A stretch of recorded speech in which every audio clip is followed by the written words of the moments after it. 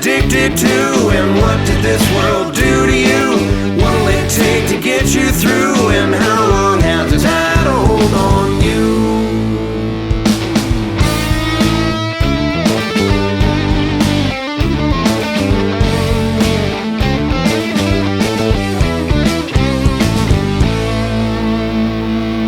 Hello, welcome back to another edition of Addicted2. We're going to get connected and we're going to do part 2 with Christy.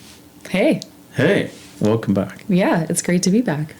So, last week we just kind of left off with the piece that we were talking earlier that you met your significant other at 18. Yes. And you were married at 21. Yes.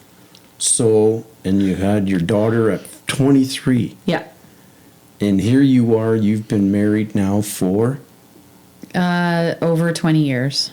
Over 20 years. Yeah. It'll be 20, well, it's 25 years this year that we've been hanging out. We've been hanging out. Yeah. So, I mean, that's a lot these days to navigate even without addiction issues. Mm-hmm. Yeah. So Definitely. the whole time you just kept, I'm guessing you had a strong family base because now your dad's sober. Yeah. Your mom's in Al-Anon. She's not putting up with this crap anymore. Nope. Yeah. Your brother's got himself on the righteous path. Mm-hmm. Your other two sisters seem fairly normal. They were Yeah. these things. Yeah. I don't know what was wrong with them. Yeah.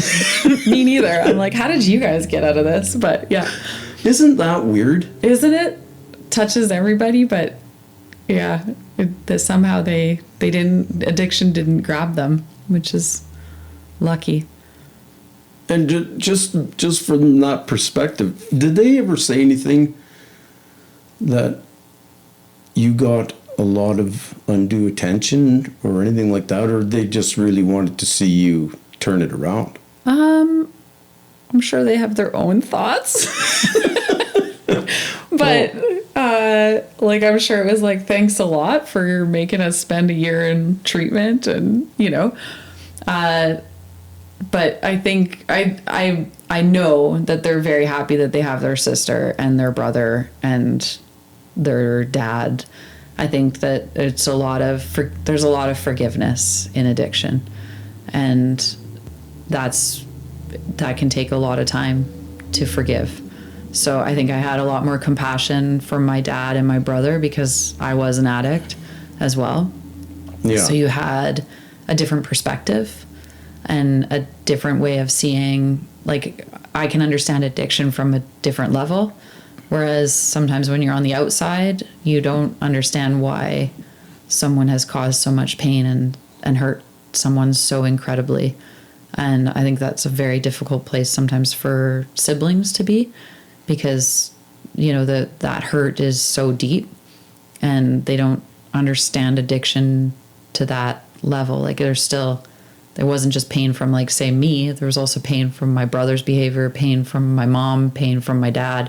Like, so much pain was caused, and forgiveness takes a long time for some people. I think it's helpful to tell them that our addiction is usually based in trauma. Mm-hmm. I know some people think it's a disease, and I'm not going to dispute that. Yeah. But stuff happened to us along the way that we witnessed, or we, were involved in situations, and a lot of times in our childhood, and we didn't have a lot of control. Yeah. So I was telling a counselor, and she says, I never thought about it that way. And I said, you know what? We pay twice. We go through whatever scarred us, mm-hmm. and then we constantly self-destruct after. Yeah. So we're, and then we scar others. We scar others. Yeah. So it's really emotional, and it's hard for some people to understand, but we're trying to get rid of that trauma, and we don't know how. Yeah. Yeah. An addiction was this, like, guiding light of, like, I know for me, it was like the very first drink I ever had. It was like all of a sudden I felt normal. I felt like I didn't feel pain anymore. I didn't feel sad. There was like this level of like joy and freedom again. And I think that ultimately every time I used after that was chasing that one day. Because it never stays that way. I never ever felt that again. It only got darker and darker and darker and darker and darker. And I did more terrible things. I had more terrible things happen to me. I put myself in situations that were terrifying and like awful. And I never felt what that day felt like ever again. I chased it, but I never felt it again. To me, I describe it as we were looking for the ultimate numbness, which is one hair just before OD. Mm-hmm. And that's why we overshoot. Yep. Some of us, and end up dead. Yep. And even if we could achieve that, it's so fleeting. Yeah. And you'd probably be passed out. Yeah. And you certainly couldn't enjoy it. So what we're chasing, I don't really know. Yeah. But I wanted to talk about the components. So when did you find the health aspect? The working out? I'd always been I'd always been fit. I was like, played soccer. I was a dancer. I was a competitive swimmer. I constantly loved moving. So even everything kind of halted when I started using drugs. I stopped doing anything that I loved. Like I left swimming, I left soccer, I stopped doing anything that was active. And then when I got sober, it was like, I've always loved moving my body. And I count part of fitness to a really good friend of mine. He's in program too. And he was crazy. Addicts, like when they get sober, they do everything to like multiple 5,000. Yeah. So he was like, just, it was like, I'm going to be a kickboxer, and it's like, I'm going to go to like the championships, and like, it's not just like, I'm going to go to kickboxing class. And so him and I started working out together, and he would we'd listen to like Machine Head, and he'd be like screaming at me and hanging me upside down and like, sit up again. And then I was just like, I think that I fell in love with like pushing yourself. It was, and you're pushing yourself in such a positive way. And then the more I got into being into fitness, and then I became a spin instructor, and I started being surrounded by people with with a like-minded vision as that I had, and people that were driven by movement and self-care and, wanting to be better and fitter, and looking at life in like a way of like, how can I encompass taking care of myself as well as like giving that to other people. And I think that I just was like, I'd always chosen to surround myself with people who were so not good. Like they had such there was such a negative energy in the world. And that's not who I ever really was. And so fitness has been this place that I've been able to be kind of me. And like, I show up as myself. I show up to my classes with like my own, like just my vibe. And it's like, but you're also getting like help people in such a positive way. And then it helps, like, it's amazing how like teaching a class helps me just as much as it helps the members that come into my class. And I think it's a way of me like giving back parts of myself. And I feel like it's a way of me giving energy to the world in a positive way and like uplifting people versus taking from them. You create an energy. Yeah. Like you're giving of yourself, you're giving of your body. And I just feel like fitness helps me stay sane. There's like a part of me that, I've been in the weight room and I've had tears pouring down my eyes. I've shown up at my class when I barely could even get out of bed. And like when my life was absolutely crumbling, and I walk in there and no one in that room would have a clue that my life was crumbling, because you smile and you teach 45 minutes. But it's like I honestly believe that fitness has kept me on this earth. Like without it, I don't know that I'd be here today. I mean, I've learned a lot, and I'm going to be coming back to the classes too. It's Good. just I've been sidetracked with this podcasting Yeah. stuff and whatnot, but I am going to come back. But I feel the same thing, because now that I've started doing the self-care portion, I go to the gym in the morning. I tore my shoulder because the addict in me was like, more. Yeah. Come on, push more. And I was getting into it. Yeah. And I freaking love it. And I'm feeling better. And, you know, I love hamburgers. And you eat a hamburger and you feel like crap. So now you start changing your diet. And breakfast doesn't consist of a cigarette and a coffee anymore. Yeah. It's Yeah. like, you know, some egg whites and, you know, it's a whole different thing. But there is an adrenaline rush to it, and we've never really concentrated on self-care.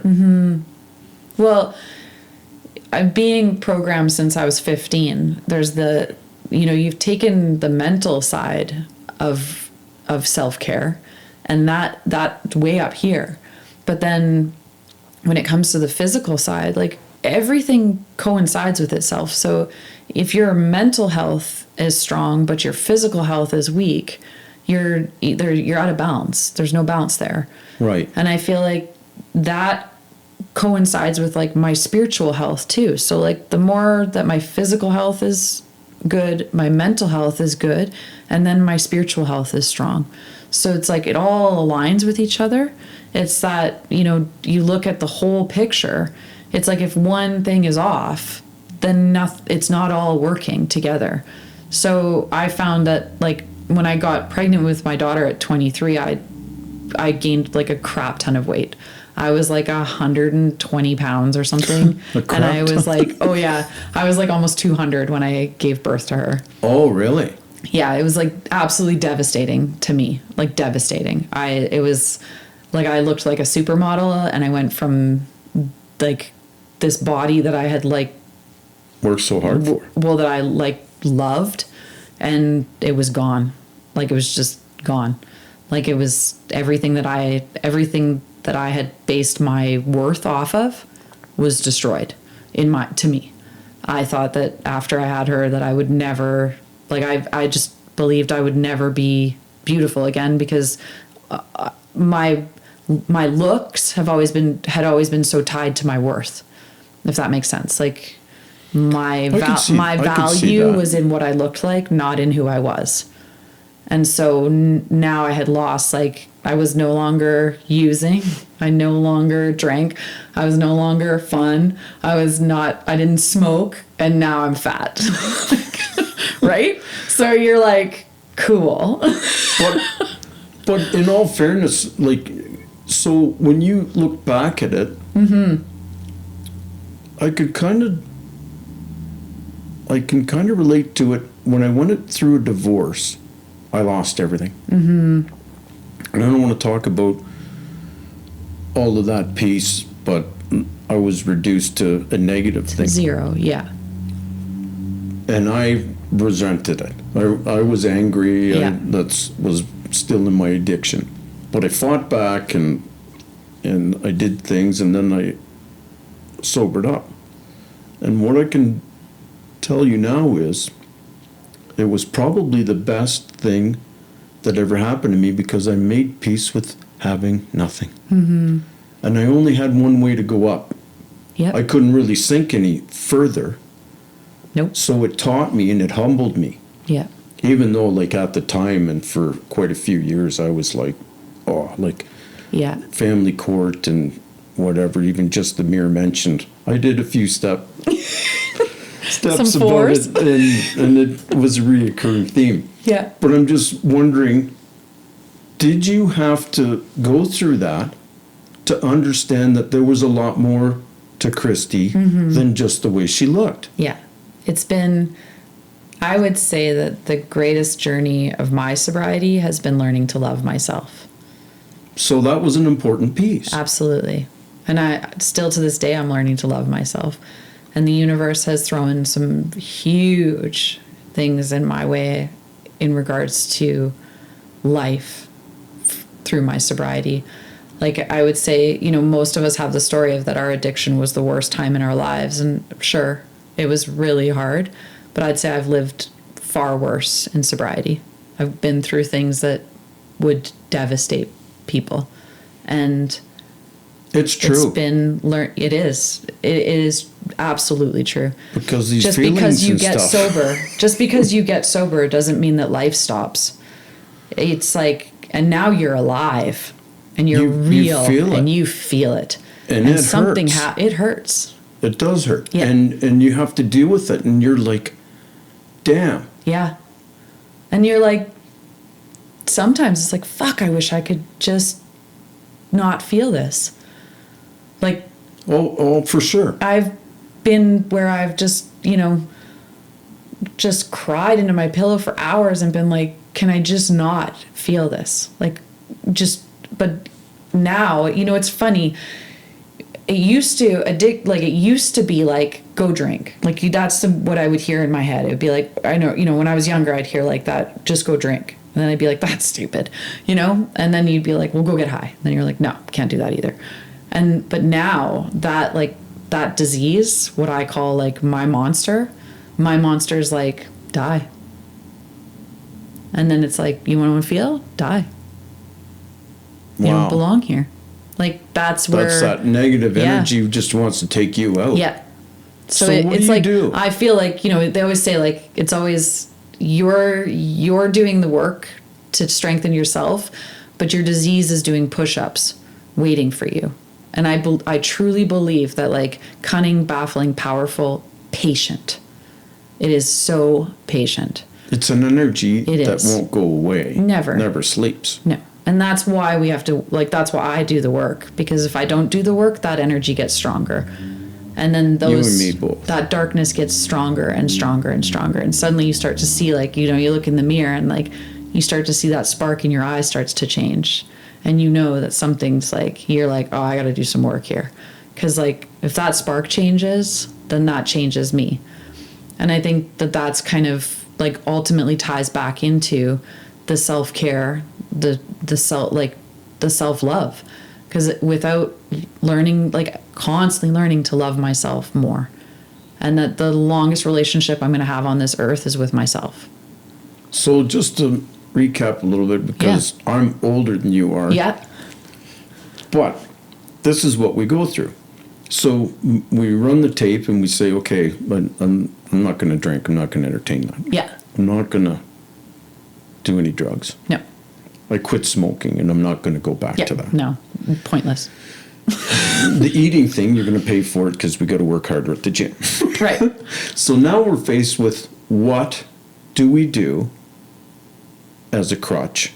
And there are no more crutches, really. But, so we start to run out. So now we're faced with Ourselves. ourselves. Yeah. So what does Christy do when those demons are coming?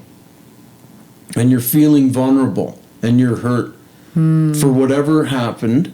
And even if it's, let's face it, we've all have self-pity times, or we have, I had a pretty stressful day today.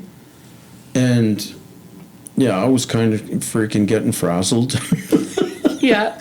by, just the job and whatever. And then, I finally just quit at 2:00 and I'm going to go revisit it tomorrow. I just forged another plan and called my business partner and said, we're all going to meet here. And I made a plan. Yeah. And it was good for me to get out of there. What do you do?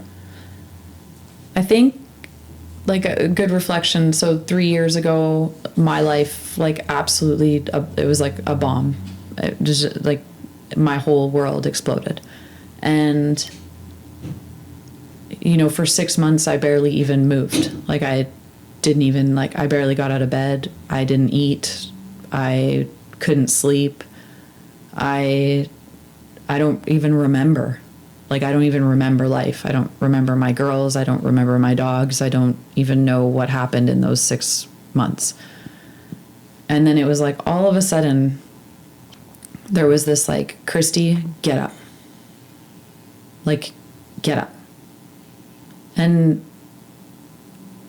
I think that what I did was I I called people. I asked for help. And I think the hardest thing in the world is to say I need help. Because there's so much tied to that, you know, what are people going to think? What are people going to say? What is this going to look like? But those 3 words, I need help, have literally saved my life more times than I can count.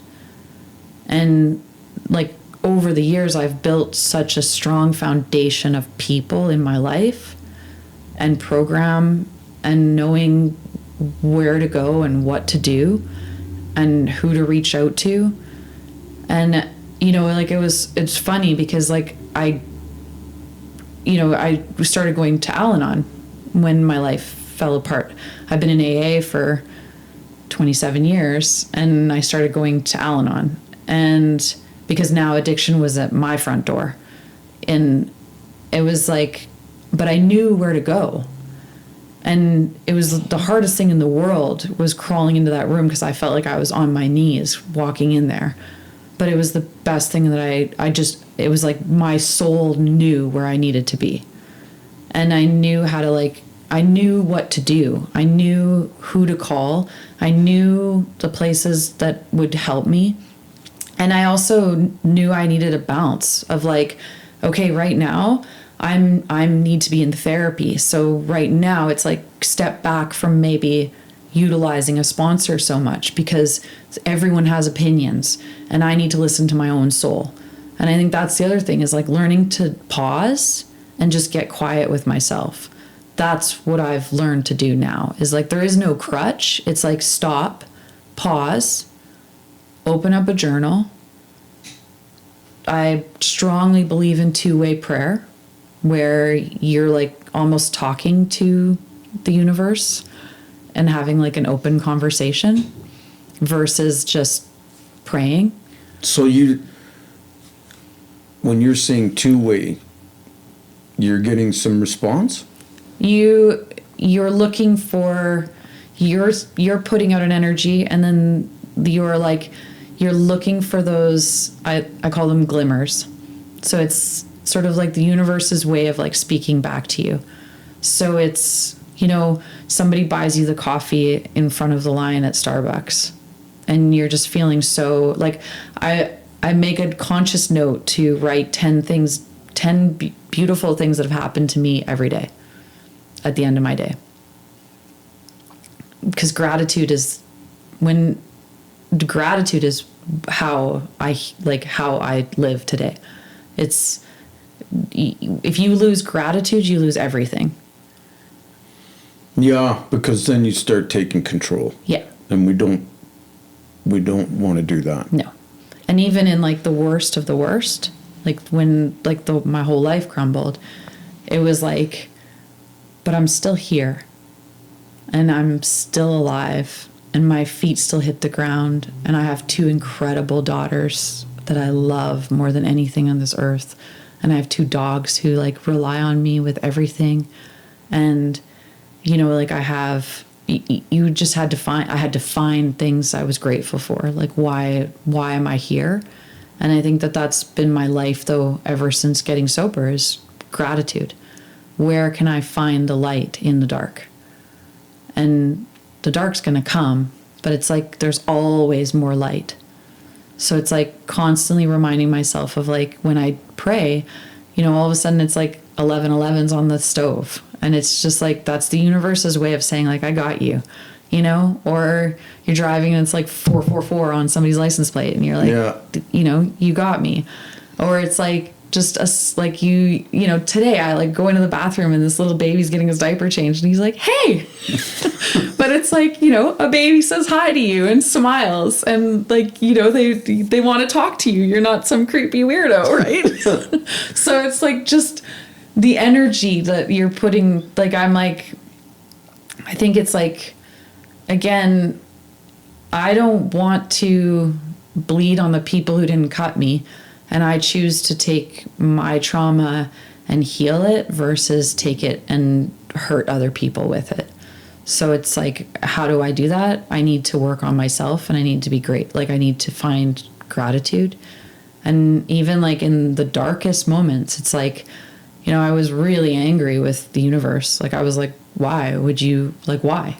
Like I just laid on my, like was on my knees and just like sobbing and being like, why? Like, what did I do to deserve this? But the truth is that the universe was like, Christy, this is to like, I believe today to show me how worthy I truly am. And to just, again, that level of self-love. So it's like, I think that I just, ultimately, it's like, ask for help. Don't be ashamed. Why is it so hard for us? In fear, shame, guilt, embarrassment. And if we ask for help, it's like admitting we're vulnerable. Yeah. And I think we don't want to that we failed somehow. I don't. In my case, I don't want to let someone else know the window to get back at me, if that makes sense. Because then they're like, "Oh, you're weak." So then, you know. Yeah. And it's totally insane thinking. It is. Especially where we come from. Because if you ask me for help, I'm going to help you any way I can. There'd be an army. We've proven that we're there to support each other. Yeah. But in our darkest moments, we don't trust that. Yeah. Because because we've for so long held our deep secrets. Yeah. And built the wall because we're saying nobody's going to get back at, nobody's going to hurt me anymore. Yeah. I've had enough. Yeah. And whoa. Yeah. And so even though I know that you'll buy me your coffee or you will listen to me, I can't trust you right now. Yeah, we're so afraid to drop the walls of what will this look like? What will people think if I say what's happened? What will people do? Or just our own fantasy or that our own story, right? Like we tell ourselves 1,000 stories that have zero relevance. I can make up scenarios. Like you can have the house blowing up before like you've even lit the match. You know, like it's like we are so good at telling these stories, but it's like learning to trust. And that's what that's what the program has done for me, is learning to trust, learning that I can fall apart, and that there's the people that in those rooms, or like the people that I've reached out to, like, you know, whether it be therapists, like my therapist is program, my marriage therapist is program, like my marriage therapist is 46 years sober. Like he has a big book signed by Joe and Charlie. Really? Yeah. So it's like, again, though, but because of program, I have been able to build these relationships in my life that I always know I have somebody to fall back on. And like when things were blowing up in my home, it was an AA member that I phoned that I didn't even know. I barely knew him at all at this point, but I trusted him, and I phoned him and I said, I need help. This is my address. And he was at my door in like 5 seconds. Like, I don't even think he parked his truck properly. So this is an important piece. Yeah. Because again, part of the theme that seems to be prevalent on this podcast is the mind, body, and spirit. Yeah. But you're touching on the other thing. Connection. The connection.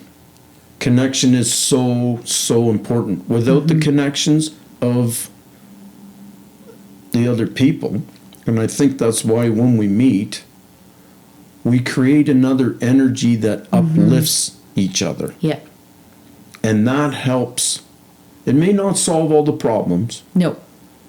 But it's a temporary, it is a crutch. It's a boost. It's a medicine. It's whatever you want to call it.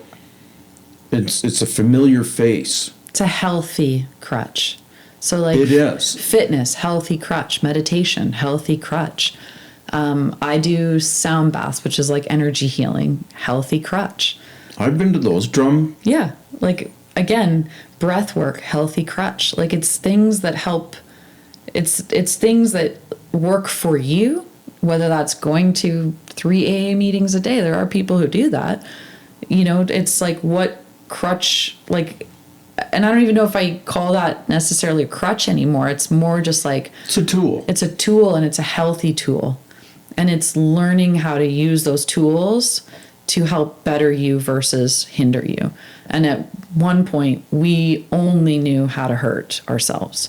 At one point, we only knew one tool and one tool only, and that tool was to get fucked up and numb every part of our bodies and our minds and our souls, and to just stay numb, because if we were numb, we didn't have to feel. And now it's like, I really like feeling. Like, But you know, when you say that, in the beginning, there can be some joy, but it's quite fleeting. yeah, But at the end of any drug or alcohol use,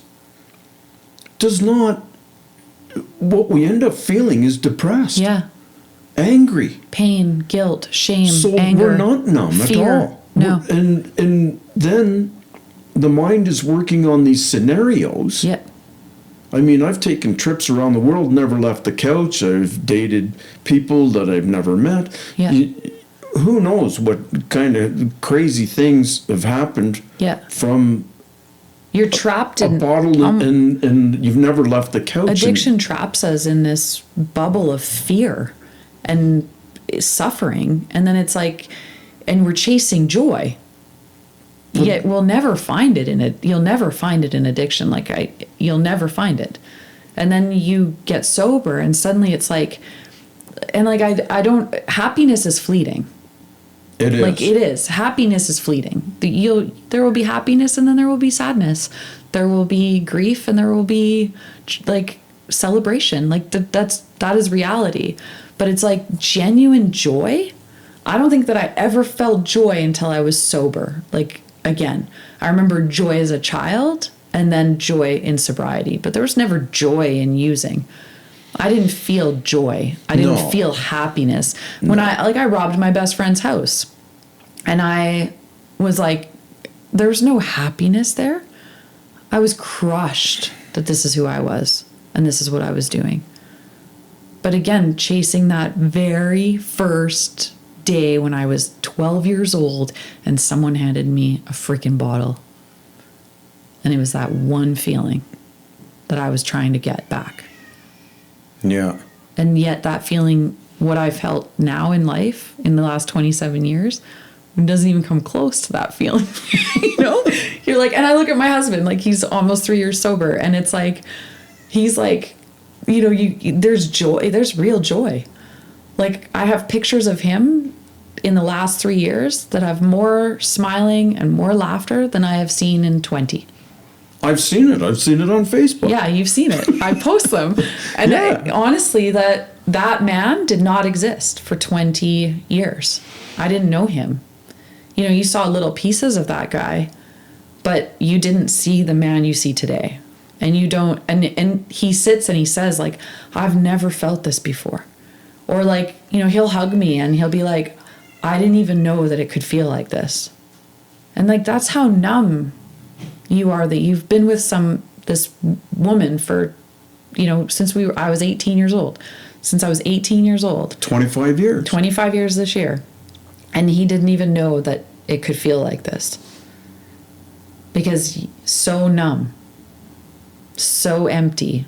Like soulless. You're soulless. Like I really do believe. I call active addiction the Walking Dead.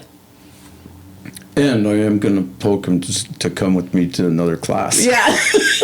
That got a rise out of him. Yeah, he's come a couple times. Another member also got him coming. So I know, because he was, when I asked him, I said, you've only come like to 2 classes in 20 years. And he was like, you just need to... yeah, he's got to make up. He's got a lot of classes to make up for. I'm going to stop poking the bear here. Yeah. But it was...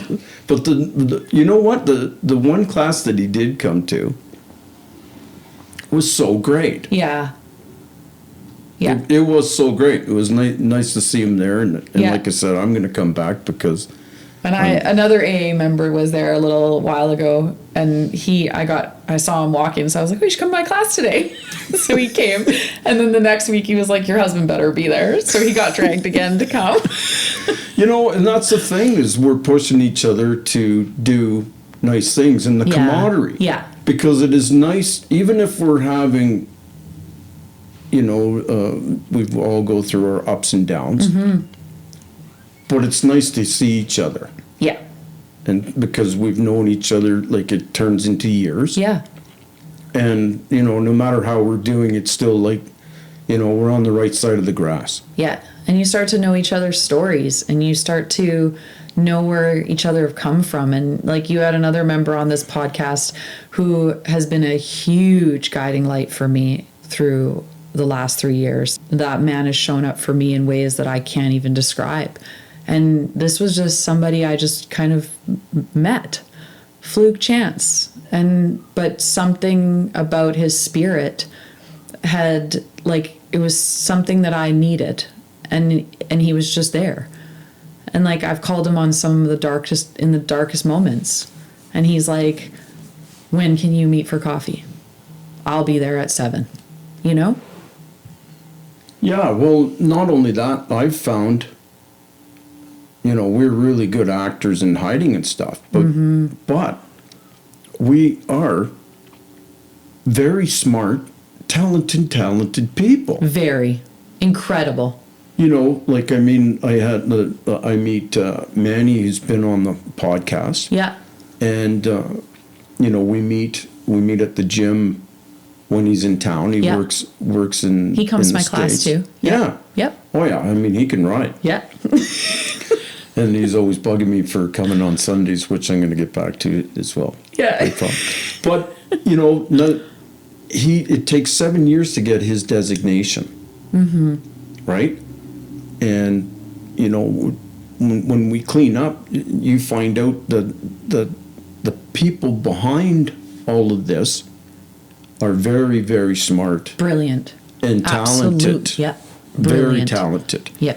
And, you know, it's really nice to be able to see all of those things blossom. We put our energy into the worst of it, and then when we get sober, we shift that energy, and suddenly it's like, wow.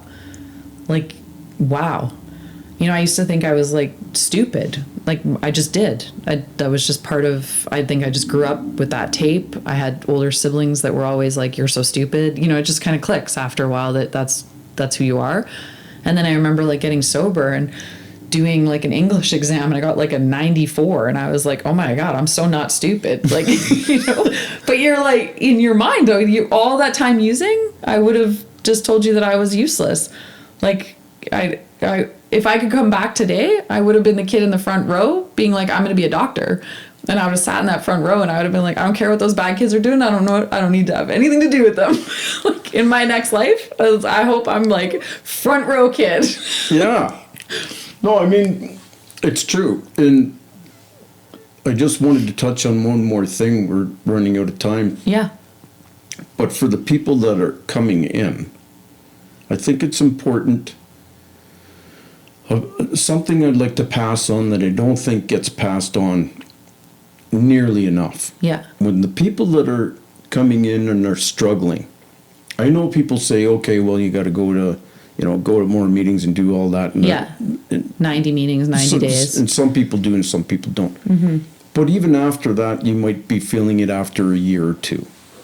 And I think The hardest sobriety is after your first year. Yeah. So what I'm trying to say is, because our addiction took a lot of time. Mm-hmm. We went to work and did what we had to do, but then we spent our time on addiction. Mm-hmm. So when you're trying to keep the wheels on the bus, I think it's important to find these different avenues, the self-care, the hobbies, find your passion again. Do something. Like, maybe you don't really need to go to a meeting tonight, as opposed to whatever it is, if you like to do woodworking or journaling Fishing. or going with it. Yeah, fishing. Yeah. I'm like, everybody loves fishing. Yeah. And But- I mean, all of that. put as much effort into- riding the truck out into the mountains, Yeah. grab your spouse and grab a coffee Yeah. and spend a little time, because now you're present. Put as much effort into sobriety as you did into using, and see what happens. Like, even if you even put a quarter of the energy that you put into using into your sobriety, into whatever your sobriety looks like. Your sobriety doesn't have to just be going to meetings. Your sobriety can be going to the gym, taking care of yourself, getting a personal trainer, going to a spin class, or, going to yoga, or even if whatever it is. But it's like, put even a quarter of the energy into that you did into getting drunk or high or whatever it is that you were doing. You will be successful no matter what. There's no way you can't be. It'd be impossible not to be. I started a podcast, and I would have told you 2 years ago. I don't There's no way. have any clue. You'd be how like, to do no. that. Don't let fear or common sense get in your way. Exactly. And All fear right. will always tell you're not good enough. I know. Yeah. For sure it does. Yeah. Okay, well, it's been just a great pleasure. It has. It's been fun. And we're going to get your husband back here sometime. Okay. We're going to put him on the hot seat. I'm sure Oh, he's going to boy. really love it. No, I mean, we'll go easy. We won't poke the bear too much Yeah. about the spin class. Yeah. Because he'll probably turn it right back at me and say, where have you been? Yeah, exactly. And I don't have a good answer for that. All right. Thank you. Okay. And everybody, take care.